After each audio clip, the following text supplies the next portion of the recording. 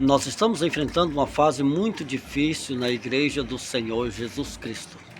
A Igreja Pentecostal, fundada há mais de 120 anos, onde as duas primeiras no Brasil foi a Congregação Cristã do Brasil e a Igreja Evangélica Assembleia de Deus. Depois, há uns 70 anos atrás, veio a Igreja Madureira. Então essas foram as três primeiras igrejas pentecostais. Antigamente, as igrejas pentecostais, a base delas era o ensino da palavra. Através do ensino da palavra, aí sim vinha o conhecimento através das profecias, os dons e outras coisas. Esses ensinos geralmente eram trazidos por escolas dominicais. Não necessariamente que seja, talvez na sua igreja não tenha o nome de escola dominical, mas você sabe muito bem o que estou falando. Uma escola onde você, uma vez por semana, não necessariamente no domingo, você tem ali pelo menos um momento semanal de 1 hora e meia, 2 horas, com pessoas idôneas, pessoas com conhecimento profundo na palavra. Pessoas que têm anos, que estudou muito a palavra, de repente passou ali por várias experiências, são pessoas com bases profundas no cristianismo, que vão te ensinar sobre a palavra de Deus. Todas as pessoas que foram criadas nessas igrejas e passaram por anos de escolas dominicais, cultos de ensinos também, onde tem ali, tanto na escola dominical como nos cultos de ensinos, vários professores. Por que vários professores? Porque cada um vai dar aula em um tempo, ou de repente um vai dar aula em vários tempos, mas tem tempo para estudar. E sendo esses professores analisados por outras pessoas sobre o conteúdo que eles estão trazendo. Isso é a base de uma igreja fundamentada. Uma igreja que tem raízes fortes, caule forte, uma igreja profunda. Tem vários obreiros, vários pastores, pessoas ali capacitadas e pessoas para observar esses capacitados se estão no momento em que estão aptos a fazer aquilo. Essas igrejas, diferente das neopentecostais, eu gravei muitos vídeos falando das duas primeiras neopentecostais, que é a Igreja Mundial do Poder de Deus e a Igreja Universal do Poder de Deus. Após o surgimento dessas duas igrejas, a base da igreja ela é criada sobre profecias e não sobre palavras. O que você quer dizer isso? Muitas pessoas não entendem, esse assunto é polêmico, eu tenho que trazer vários vídeos e vou trazer sobre esses assuntos para desbloquear a mente de muitas pessoas. Qual é o carro-chefe da pregação de uma igreja neopentecostal? Todas as vezes que você precisa de alguma coisa, eles vão te trazer para uma campanha onde alguém vai profetizar sobre a sua vida. E não é bem isso que a Bíblia nos ensina. E você vai entender já já sobre essa questão, porque eu disse trazer para alguém profetizar. Há casos e casos. A Bíblia nos ensina a ter conhecimento profundo com a palavra, intimidade com a palavra, raízes, conhecimento, intimidade com o Espírito Santo, orar incessantemente, ter uma vida de oração, uma vida íntegra, e você vivendo isso, você não vai precisar necessariamente de fazer uma campanha para resolver essas questões. Entrar na conversa de pessoas que, às vezes até bem intencionadas, mas que também foram mal ensinadas e te levam para essas campanhas. Emerson, você é contra essas campanhas? Sim e não. Eu não sou contra, porque é bom fazer uma campanha, mas não da forma em que eu vejo que as igrejas têm feito. Porque hoje você pega e tem uma necessidade, as pessoas são ensinadas a ir numa igreja para fazer uma campanha, ou chamar uma quantidade de irmãos, fazer uma campanha e resolver a situação. E Deus até resolve. porque o que ligar na terra será ligado no céu. E às vezes a pessoa que está orando por você, ela pagou o preço, ou estão pagando o preço juntos. E Deus vai conceder. Ou vai conceder, ou poderá conceder. Mas às vezes no outro dia aquela pessoa não tem uma vida com Deus. Ela recebeu aquela bênção, seja material, ou aquela cura, ou aquele livramento, ou aquela expulsão daquele demônio, ou de repente a expulsão daquela pressão demoníaca, ou qualquer outra coisa que seja. Ela recebeu aquela dádiva, aquele privilégio de Deus, aquela bênção tão esperada por ele, tão necessitada.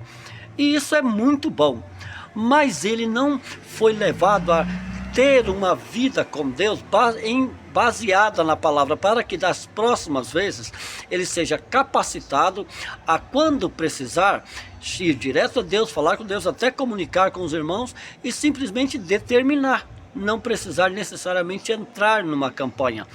Você tem que entender que Cristo, quando estava na terra, e os discípulos, geralmente, às vezes, eles não necessitavam necessariamente de fazer uma campanha para expulsar um demônio, para abençoar alguém, para repreender uma fúria.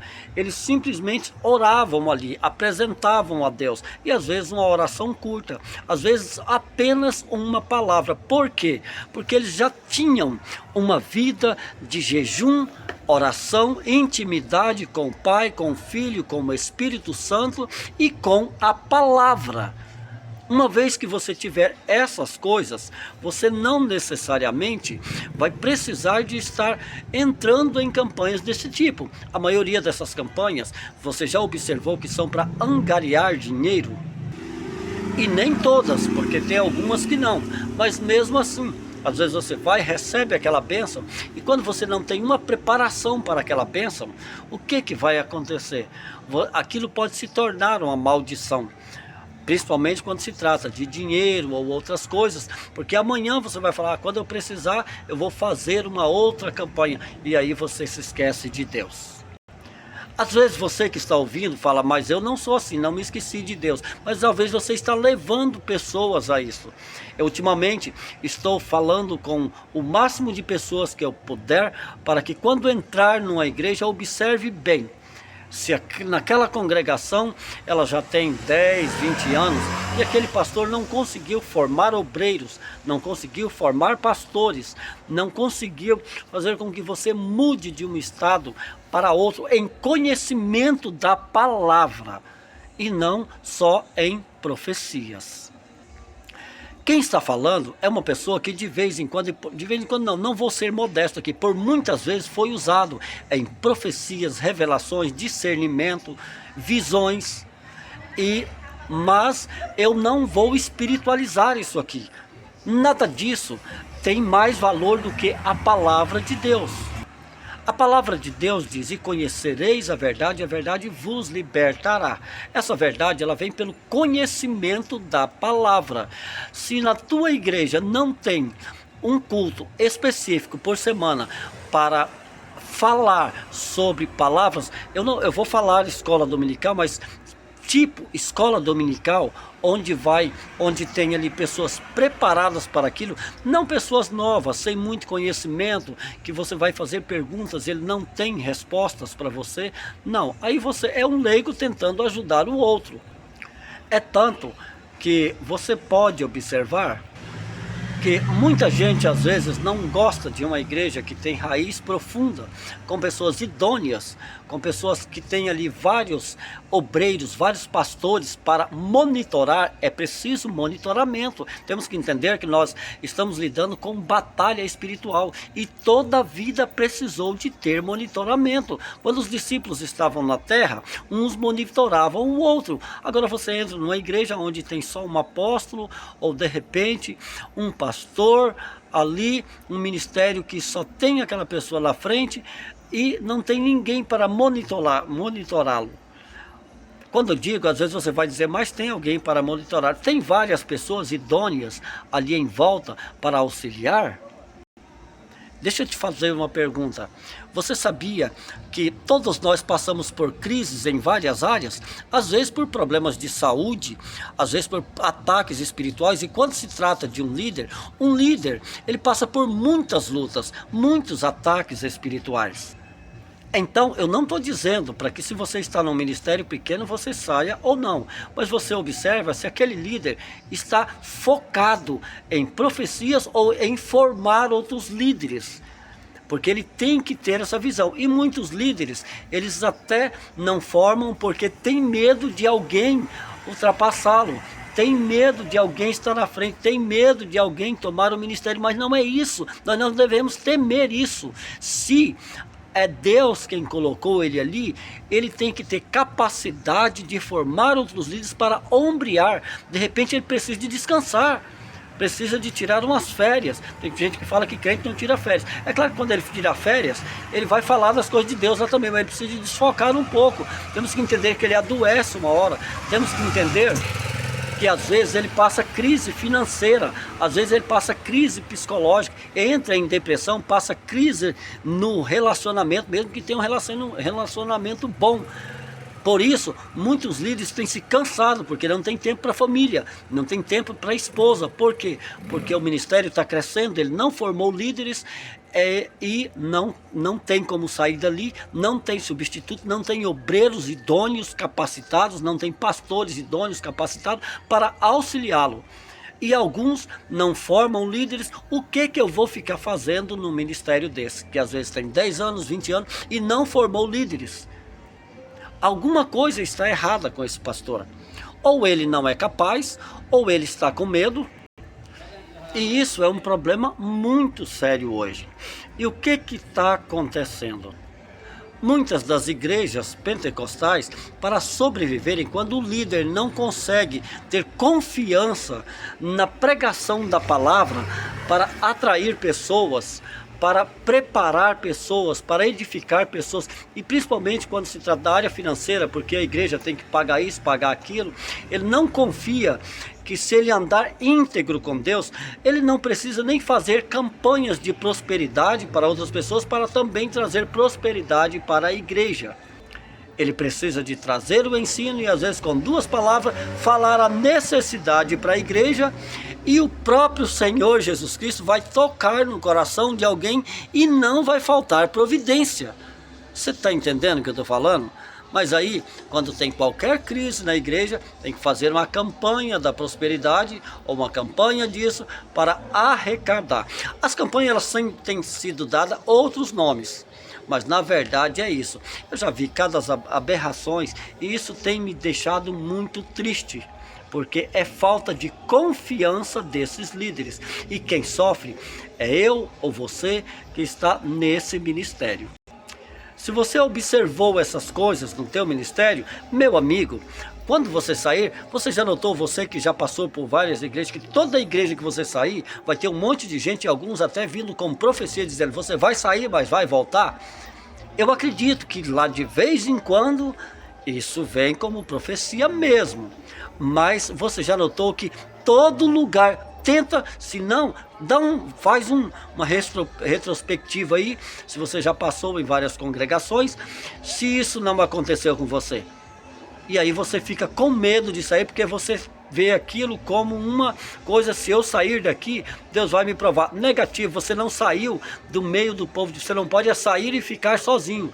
Mas se você viu que essas coisas estão acontecendo na sua igreja, você pode até tentar dar um toque, se você tiver abertura, conseguir, você fale isso para o seu líder. Se você não ver abertura, ele não entender isso, procure uma igreja que tem fundamento, procure uma igreja que tem liderança forte, procure uma igreja que tem líderes para monitorar outros líderes e que vão te levar ao crescimento espiritual. Muita gente entende como crescimento espiritual quando você está numa igreja que é ali, como se diz os outros, cheio de poder.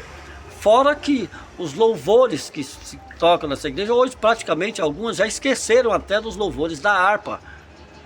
São louvores para encher o ego de pessoas. Talvez você não entendeu, Mas eu creio que você sabe o que são louvores para encher o ego de pessoas. Louvor é para nos quebrantar. Ele vai nos alegrar sim, mas de primeira ele vai arrebentar conosco os louvores. Ele não vai massagear. Depois ele vai, aquilo, quando nós, é igual a palavra, quando você chega na igreja, a palavra, primeiro, quando você vai para uma igreja fundamentada, ela vai te massagear, ela vai te massacrar. Ela vai te arrebentar por dentro, porque ela tem que te transformar. E esses louvores também. Agora, quando você entra numa igreja pentecostal, você entra lá, tá lá, às vezes no culto, em vez de ter mais palavra, o que acontece? São aqueles show gospel. Eu às vezes pego um pouco mais pesado, e alguns eu chamo até de circo gospel. Porque é uma palhaçada, é gente dançando para lá e para cá e o pau tora. E ali você se alegra sim, se alegra bastante. Mas o espírito e o crescimento que é bom, nada. Então, fique atento, fique atento. Eu não estou falando para você sair da sua igreja, mas comece a observar essas coisas. Você quer ser massageado o ego? Então fique lá.